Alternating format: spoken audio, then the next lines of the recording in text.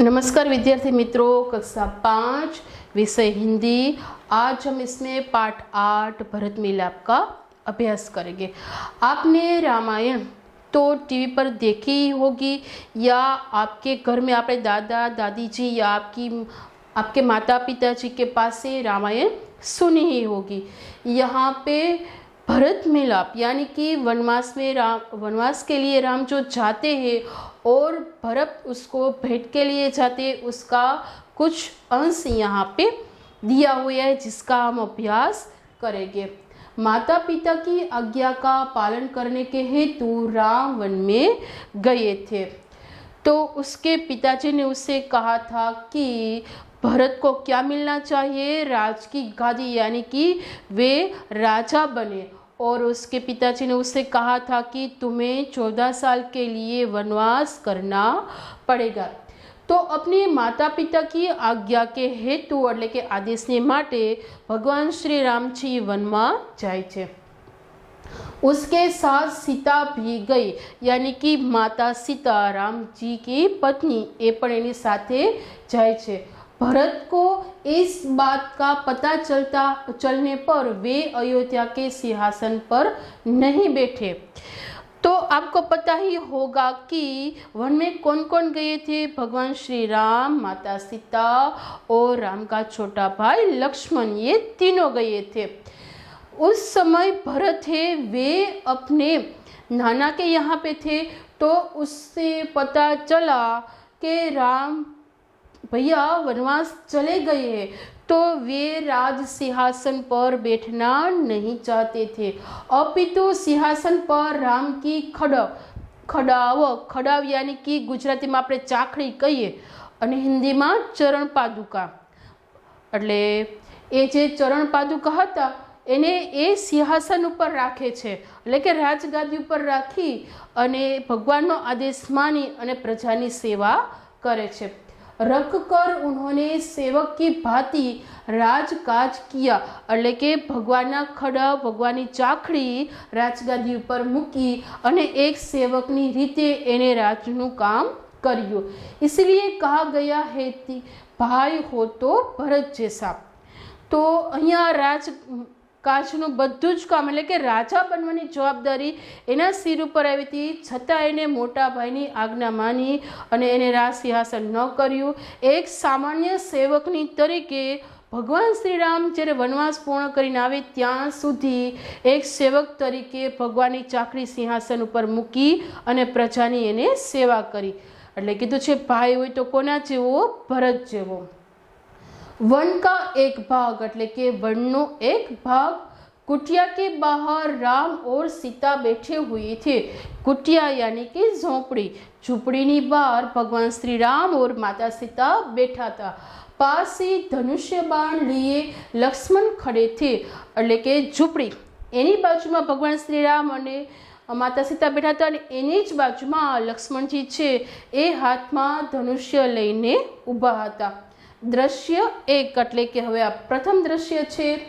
राम ने कहा, भाई लक्ष्मण जरा देखो तो यह आवाज कहाँ से आ रही है। એટલે ભગવાન શ્રી રામ એના નાના ભાઈ લક્ષ્મણને કહે છે કે ભાઈ તું સે જો તો ખરી આ અવાજ ક્યાંથી આવી રહ્યો છે।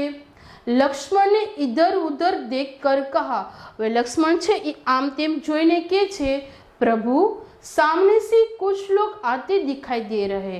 हे भगवान सामेथी कोईक माणसो आवता जोवा मळे छे। राम ने कहा, कौन लोग है जरा ध्यान से देखो। એટલે ભગવાન શ્રી રામ કહે છે કે જો તો એક કોણ માણસ છે, સેજ તો ધ્યાનથી જો।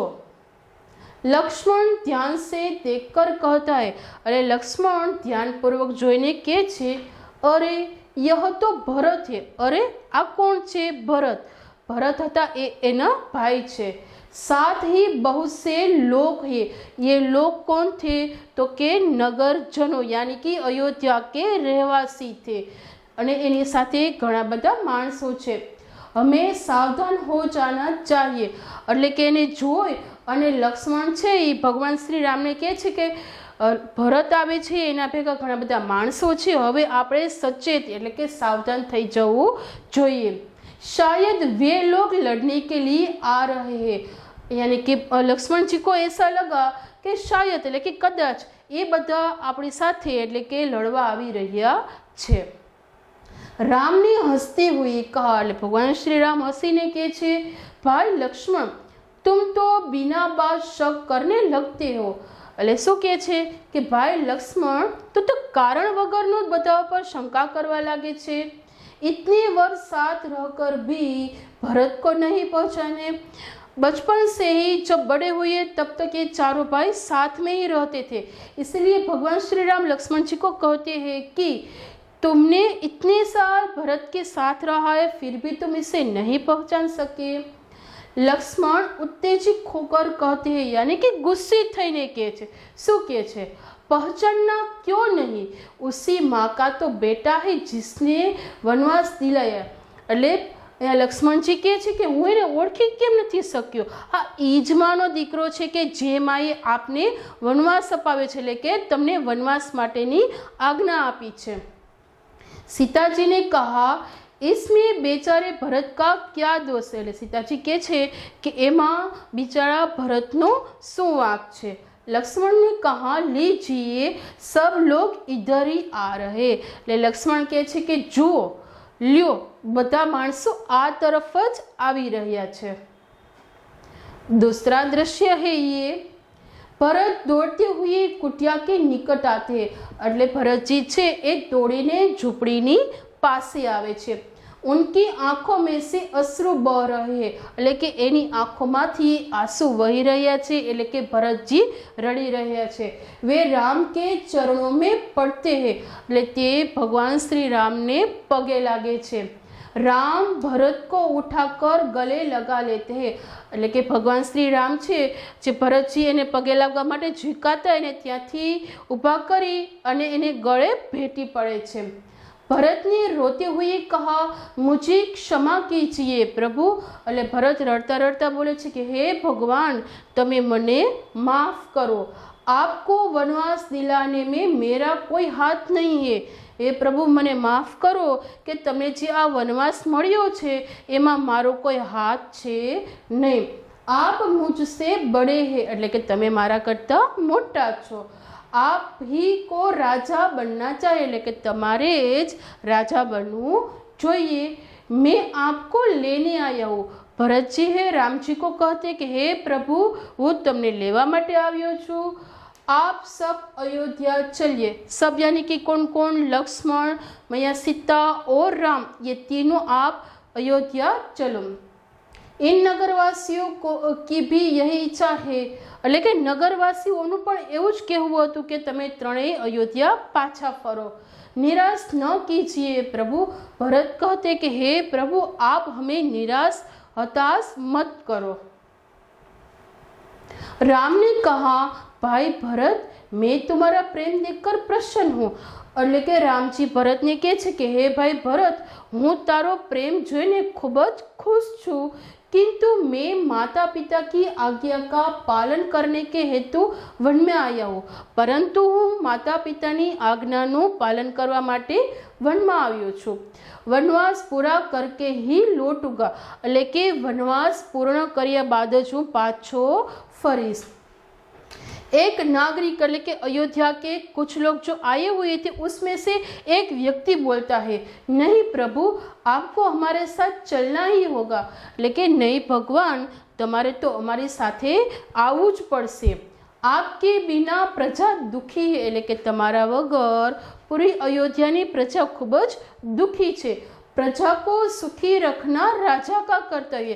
तो ये नागरिक कहता है कि हे प्रभु प्रजा ने सुखी राखू ए तो एक राजानी फरज है, राजानु कर्तव्य है। राम ने कहा, नगरजनों को इस समय पर माता पिता की आज्ञा का पालन करना मेरा सबसे बड़ा कर्तव्य है। राम जी कहते हैं कि અત્યારે મારા માટે માતા પિતાની આજ્ઞાનું પાલન કરવું એ સૌથી મોટી ફરજ છે। ભરત मेरा भाई है, એટલે કે છે કે ભરત મારો ભાઈ છે। जब तक मैं वनवास पूरा करके न लौटूं तब तक भाई भरत आप सबके सुख दुख का ध्यान रखेगा। તો શ્રીરામજી કહે છે કે જ્યાં સુધી હું વનવાસ પૂરો કરીને ન ફરું ત્યાં સુધી મારો ભાઈ ભરત તમારા સુખ દુઃખનું ध्यान રાખશે। आप उससे राजा माने और कहते हैं प्रभु श्री राम कि तुम सब लोग भरत को ही राजा मानो, यह मेरा आदेश है। એટલે કે આ મારો આદેશ છે। ભરતને कुछ सोचकर कहा, એટલે કે ભરતજી છે કંઈક વિચારીને કહે છે, अच्छा प्रभु जैसी आपकी आज्ञा पर मेरी एक विनती है उसे स्वीकार करे। ભરતજી કહે છે કે કાંઈ વાંધો નહીં પ્રભુ, જેવી તમારી આજ્ઞા, પણ હું તમને એક વિનંતી કરું છું, એક પ્રાર્થના કરું છું, એનો તમે સ્વીકાર કરો। राम जी ने कहा बोलो क्या चाहती हो। अरे राम कहे छे कि तू बोल भाई भरत, तू शू इच्छे छे। भरत ने कहा मुझे आप अपने पाँव की खड़ाव दे दे। खड़ाव यानी कि चाखड़ी, એટલે કે હે પ્રભુ તમે તમારા પગના આ ખડાવ એટલે કે ચાખડી મને આપી દો, એટલે કે ચરણ પાદુકા दियो। राम ने कहा खड़ाव, खड़ाव का क्या करोगे। राम जी है वे उससे पूछते हैं शू चाखड़ी, आ चाखड़ी नु तू शू करीश। भरत ने कहा इन्हें सिंहासन पर रखकर आपके लौटने तक सेवक की तरह राज का काज करूँगा। हमने आगे कहा है कि इस चाखड़ी को मैं सिंहासन पर रख दूंगा और जब तक आप वापस नहीं आते तब तक उसे वहाँ रख के मैं राज का काम करना चाहता हूँ। भरत का प्रेम देखकर राम, सीता और लक्ष्मण गदगद हो जाते हैं। એટલે કે ભરતનો પ્રેમ જોઈને આ ત્રણે ત્રણ ખૂબ જ આનંદિત થઈ જાય છે। रामचंद्र आगे बढ़कर भरत को गले लगाते हैं। फिर से भगवान श्री राम है वे भरत जी को भेंटते हैं। खड़ाव लेकर भरत तथा नगरजन राम और भरत की जय बोलते हुए विदा होते हैं। भरत जी भगवान श्री राम की चाखड़ी लेते हैं और नगरजन यानी कि नगरना जे माणसो छे ए भगवान श्री राम और भरत जी नो जय जयकार करता हो त्यांथी विदाई थाय छे। ये शब्दार्थ आपको अपनी कॉपी में लिखना है। बाद में ये मुहावरे के अर्थ लिखने के बाद उसका वाक्य में प्रयोग करना है। अभ्यास, प्रश्न के उत्तर लिखिए। भरत को आते हुए देखकर लक्ष्मण को क्या शंका हुई। शायद वे लोग हमसे लड़ने के लिए आ रहे हैं। राम को देखकर भरत ने क्या किया। राम को देखकर भरत उसके चरणों में गिर पड़े और उसे भेंटे। राम अपना वनवास क्यों पूरा करना चाहते थे, क्योंकि माता पिता की आज्ञा का पालन करने के लिए। राम ने नगरजनों से क्या कहा, जब तक मैं वनवास पूर्ण करके न लौटूं तब तक भरत ही आपका राजा रहेगा और आपको इस आदेश का पालन करना होगा। भरत की जगह आप होते तो क्या करते। तो मैं भगवान श्री राम को अयोध्या वापस लेकर ही लौटता या मैं उसके साथ ही वन में रहकर उसकी सेवा करता। कोई रेपर या यहाँ चिपकाए और दिए गए रेपर को देखकर प्रश्न के उत्तर लिखे। जैसे कि बालाजी वेफर्स है तो बालाजी वेफर्स का जो खाली भाग है उसका रेपर यहाँ पे आपको चिपकाना है, लेकिन गोंद से लेकिन गुंदर थी यहाँ ચોટાડવાનું છે।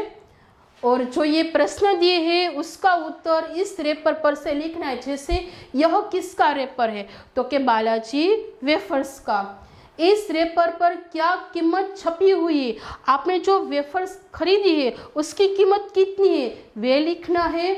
इसका पैकिंग कब हुआ है उसकी दिनांक लिखनी है और इसका उपयोग कब तक कर लेना चाहिए। तो पैक पर लिखा होता है, जब से उस पैकिंग की दिनांक लिखी उसके बाद 3 महीने तक इसका उपयोग किया जा सकता है। इसके अलावा रेपर में और कौन कौन सी उपयोगी बातें छपी हुई है, तो के रेपर देखने के बाद आपको लिखना है कि कौन कौन सी बातें, तो के 100% वेजिटेरियन बारकोड जैसी बातें लिखी हुई है। प्रश्न नंबर 3, नीचे दिए गए कोष्टक में से सही संकेत चित्र चुनकर लिखिए। यहाँ पे संकेत चित्र दिए हैं तो सबसे पहले यह जमा की निशानी है, तो यह कौन सा है, तो कि हॉस्पिटल। और यहाँ पे ऐसे चित्र हमें कहाँ पे दिखाई देते हैं, तो कि रेलवे क्रॉसिंग पर, એટલે કે रेलवे फाटक पर। ये व्यक्ति जो पैदल चल रहा है और इस तरह काले यहाँ पे रेखा बनी हुई है, तो ये जेब्रा क्रॉसिंग का है। और साइकिल दी है, उसके ऊपर कोई रेखा नहीं है, तो यहाँ पे साइकिल रखिए। ऊंची आवाज में पढ़िए और लिखिए। इस सभी शब्दों को आपको ऊंची आवाज में पढ़ना है और अपनी नोटबुक में लिखना है। स्वाध्याय प्रश्नों के उत्तर लिखिए। इन सभी प्रश्नों के उत्तर भी आपको अपनी नोटबुक में लिखना है। प्रश्न नंबर 2, नीचे दिए गए वाक्य में से मैं, ये मैं जो अर्थ है उसका अर्थ अंदर होता है, और ये मैं 2 मात्रा वाले मैं का अर्थ होता है हूँ, એટલે કે પોતે। तो यहाँ पे रिक्त स्थान लिखनी है। रोटी को देखकर बिल्ली के मुंह में, એટલે બિલાડીના મોઢામાં, 1 मात्रा वाला मैं पानी आ गया। खाली जगह तुझे रोटी न ले जाने दूंगी, એટલે કે હું એટલે કે 2 मात्रा वाળો, હું તને રોટલી લઈ જવા દઈશ नहीं। खाली जगह कहती हूँ कि यह रोटी मेरी है, इसमें भी 2 मात्रा वाला में आएगा। हूँ कहूँ छू कि आ रोटली मारी छे। दोनों बिल्लियों माँ એટલે કે 1 मात्रा वाળો में झगड़ा हो गया। रोटी लेने पहले खाली जगह झपटी थी, એટલે કે રોટલી લેવામાં પહેલા કોણ આવ્યું, तो હું માટે 2 मात्रा वाला में। तो इस तरह से रिक्त स्थान पूर्ण करनी है। और इसके बाद जल, थल और पेट पर रहने वाले पशु पक्षियों के नाम अलग अलग लिखिए। जल में कौन कौन से रहते हैं, थल के ऊपर એટલે કે ઝાડ હોય એનું થડ હોય એની ઉપર કોણ એ છે, અને पेड़ ऊपर, इन सभी पक्षियों का नाम आपको हिंदी में यहाँ पे लिखना है। यहाँ पे हम पाठ पूर्ण करते हैं।